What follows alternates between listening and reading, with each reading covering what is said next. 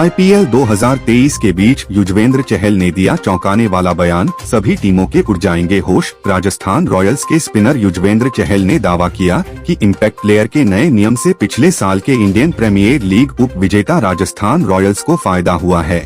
Royals की team अपने शुरुआती 5 में से 4 मुकाबले जीतने में कामयाब रही है। नए नियम के तहत सब्स्टिट्यूट खिलाड़ी के तौर पर राजस्थान के गेंदबाज एडम जंपा, मुरुगन अश्विन और नवदीप सैनी प्रभाव छोड़ने में नाकाम रहे, लेकिन सब्स्टिट्यूट बल्लेबाजों ने भी अहम पारियां खेली है। गुवाहाटी में ध्रुव जुरेल ने पंजाब किंग्स के खिलाफ 15 गेंद में नाबाद 32 रन की पारी